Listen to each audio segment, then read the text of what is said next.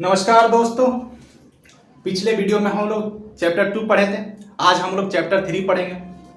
Chapter का नाम होगा Nazism and the rise of Hitler, नाजीवाद और हिटलर का उदय। उसको हम लोग 3 पार्ट में बांट कर पढ़ेंगे।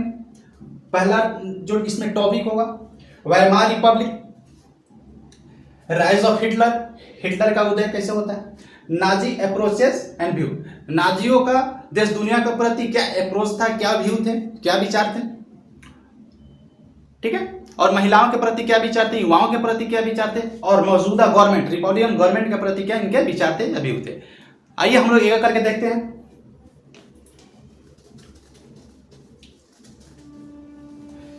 हम लोग जानते हैं कि फर्स्ट वर्ल्ड वॉर के बाद जर्मनी की पराजय होती है। पराजय के बाद, हार के बाद जर्मनी का जो किंग है कैसर विलियम गद्दी त्याग करके हमेशा के लिए हॉलैंड चला जाता है। राजतंत्र की समाप्ति हो जाती है। प्रथम विश्व युद्ध के बाद जर्मनी में राजतंत्र की समाप्ति के बाद गणतंत्र की रास्ता खुल जाता है, यानी रिपब्लिकन गवर्नमेंट के लिए रास्ता खुल जाता है, इलेक्टेड गवर्नमेंट के लिए रास्ता खुल जाता है। प्रथम विश्व युद्ध तक जर्मनी में मोनार्की सिस्टम था। मोनार्क के अंदर पार्लियामेंट था लेकिन मोनार्क के अंदर था। लेकिन अब पूरी तरह से जो हेड ऑफ स्टेट है और इलेक्टेड होगा, जिसको हम लोग जानते हैं रिपब्लिकन गवर्नमेंट। आइए हम लोग पढ़ते हैं वाइमार रिपब्लिक के बारे में। ये वाइमार रिपब्लिक क्या है? ये हम लोग जानते हैं कि सोशल डेमोक्रेटिक पार्टी का लीडर, जब प्रथम विश्व युद्ध के बाद जो किंग चला जाता है हॉलैंड, तो उसके बाद एक लीडर है सोशल डेमोक्रेटिक पार्टी का Friedrich Ebert. Social democratic party जिसका लीडर है फ्रेडरिक एल्बर्ट, ठीक है। ये हेड ऑफ स्टेट बनता है। ये head of state national assembly का मीटिंग बुलाता है।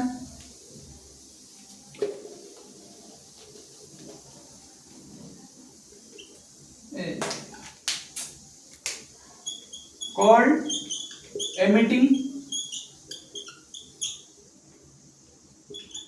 नेशनल असेंबली, ठीक है। नेशनल असेंबली का मीटिंग बुलाता है। नेशनल असेंबली का जहां मीटिंग बुलाया जाता है उस जगह का नाम है वाइमार। हम जान गए वाइमार क्या चीज है।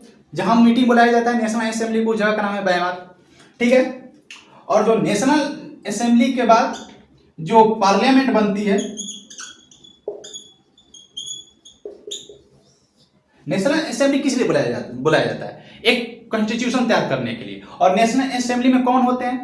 इलेक्टेड लोग होते हैं, इलेक्टेड रिप्रेजेंटेटिव होते हैं। वो एक कॉन्स्टिट्यूशन बनाते हैं। कॉन्स्टिट्यूशन के बाद एक पार्लियामेंट बनती है, और पार्लियामेंट का क्या नाम है? Right Stag. इसको जो पार्लियामेंट बनती है उसका नाम है राइट स्टैग, ठीक है। लेकिन हम लोग ये भी जानते हैं कि रिपब्लिकन गवर्नमेंट 1919 से लेकर 1933 तक ही रन कर पाई। क्यों? उसमें क्या मतलब की कमियां थी, क्या उसके लिमिटेशंस थे, जिसके कारण वो वाइमार रिपब्लिक जो है, वाइमार गणतंत्र है, वो फेल हो जाता है। क्यों? एक रिपब्लिकन गवर्नमेंट फेल हो जाती है और उसके स्थान पर हम लोग देखते हैं कि एक डिक्टेटरशिप की सत्ता स्थापित होती है, जिसको हम लोग जानते हैं नाटसिज्म, नाजीवाद की सत्ता स्थापित होती है, जिसका लीडर होता है हिटलर, ठीक है। तो आइए हम लोग देखते हैं Weimar Republic Y fail.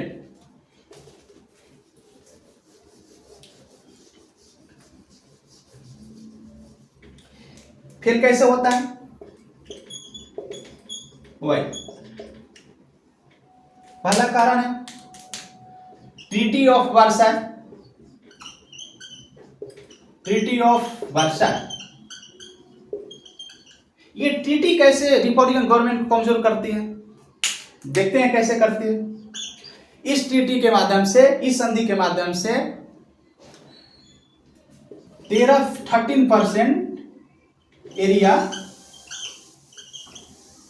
13% area Germany का मित्र राष्ट्रों द्वारा ले लिया गया। हम लोग पढ़े हैं ना,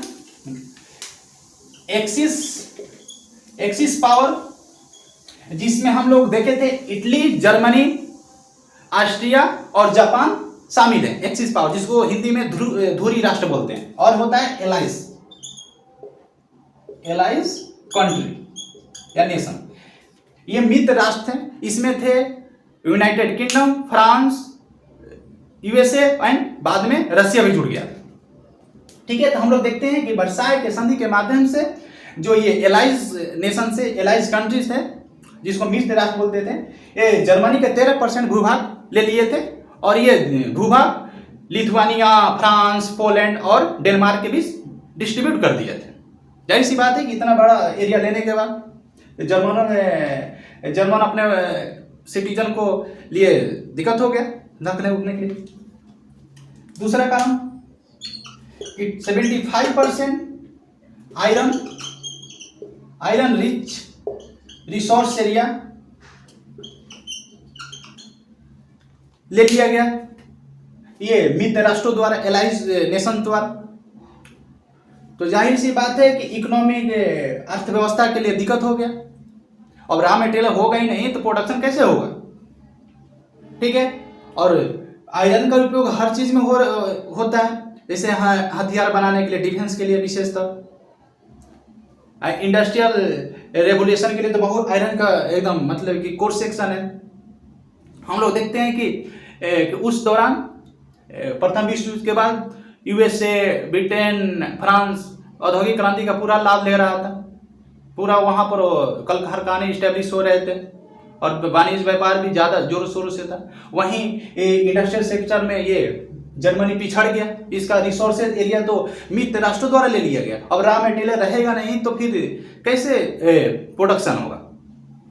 ठीक है, और कैसे कमजोर किया ये ट्रीटी?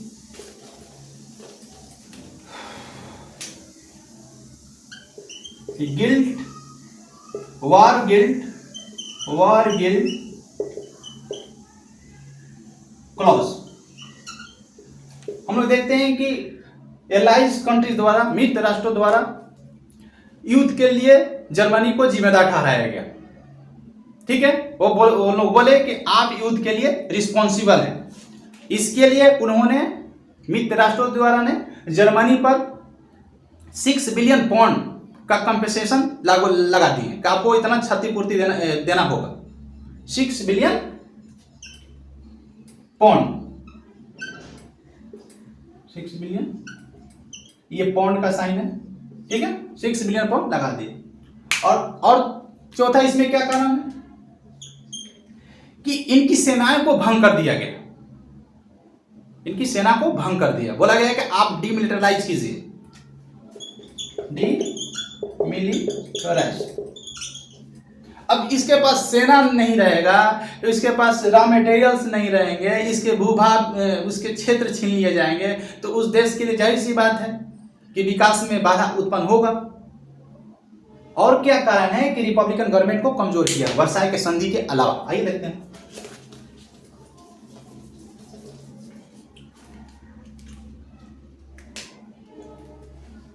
इकोनॉमिक स्ट्रेस कैसे जिम्मेदार है? हम लोग देखते हैं कि एक 1923 में रिसेशन आता है, वहां पर आर्थिक मंदी आती है, छोटा बहुत, ज्यादा बड़ा नहीं। इससे क्या होता है?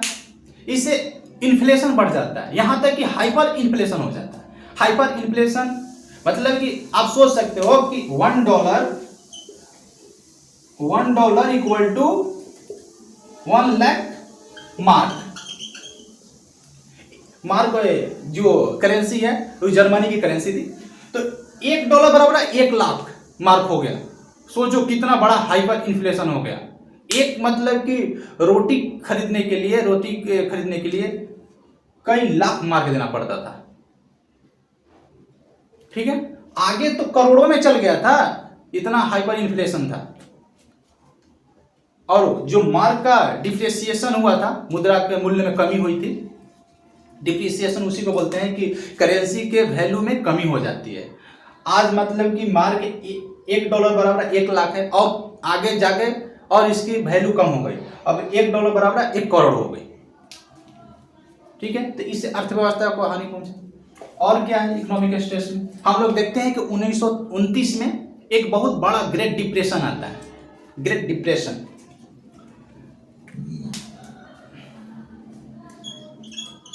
Great depression 1929। ये क्यों ग्रेट डिप्रेशन आता है, ये विश्व आर्थिक मंदी क्यों आती है? क्योंकि एक अमेरिका का स्टॉक एक्सचेंज है जिसका नाम है वॉल स्ट्रीट, वो पूरी तरह क्रैश हो जाता है। वो ये स्टॉक एक्सचेंज क्रैश होने से क्या इसको हानि हो गई? इससे हानि हो गई कि लोग अपना पूंजी इन्वेस्ट करते हैं, अब उनको उचित रिटर्न नहीं मिलेगा तो जाहिर सी बात है वो पैसा वापस लेंगे, खींचेंगे। ठीक है, इससे क्या हो गया कि इंडस्ट्री ठप हो गए, बंद हो गए, इंडस्ट्री शट डाउन हो गए, इंडस्ट्री शट डाउन हो गए, शट डाउन हो गए। ठीक है, वर्कर्स को ले ऑफ किया गया, छटनी किया गया, ले ऑफ किया गया। ठीक है, और अनएम्प्लॉयमेंट जो है, अनएम्प्लॉयमेंट बहुत हाई हो गया, तो जाहिर सी बात है कि एनार्की वाला स्थिति पैदा हो गया, अराजकता वाला स्थिति पैदा हो गया, अव्यवस्था उत्पन्न हो गई।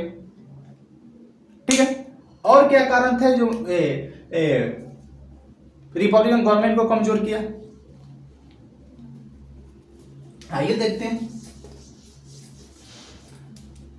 तो हम लोग पहला कारण देखें ट्रीटी ऑफ वर्साई, दूसरा कारण देखें इकोनॉमिक स्ट्रेस, उसमें दो एक रिसेशन आया था 1923, वो कैसे ईट किया, और हम लोग देखें 1929 से 1932 तक एक ग्रेट डिप्रेशन का एरा रहा, वो पूरी तरह से इंडस्ट्री को, एम्प्लॉयमेंट को,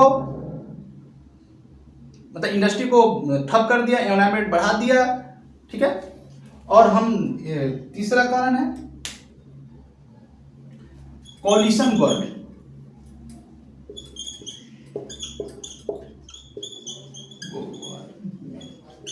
जो सोशल डेमोक्रेटिक पार्टी जो रिपब्लिक गवर्नमेंट जो रन कर रही थी, वो पूर्ण बहुमत की सरकार नहीं होती थी कभी भी। जब से मतलब कि रिपब्लिकन गवर्नमेंट वहां स्टेब्लिश हुई ना मोनार्क के बाद, कोई गवर्नमेंट पूर्ण बहुमत से मतलब रन नहीं कर रही थी, हर कोई ना कोई एक दूसरे पार्टी के सपोर्ट से ही रन कर रही थी। हम लोग जानते हैं कि गठबंधन की सरकार जो होती है अस्थिर होती है,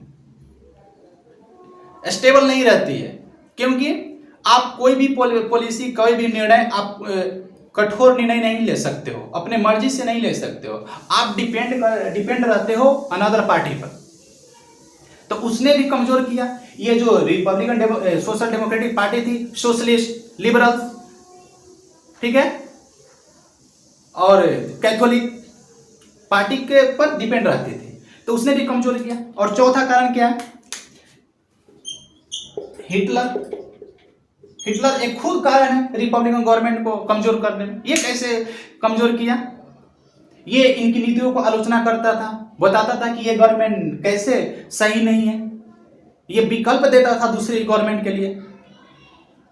तो हम लोग हिटलर कैसे गवर्नमेंट को कमजोर किया नेक्स्ट वीडियो में देखेंगे, लेकिन हम लोग मोटा मोटी जान गए कि treaty of Versailles, economic stress और कोलिशन की गवर्नमेंट, और हिटलर कर पढ़ लेंगे तो बाकी चीजें और समझ में आ जाएगी कि हिटलर कैसे कमजोर गया। ठीक है, आज के लिए थैंक यू।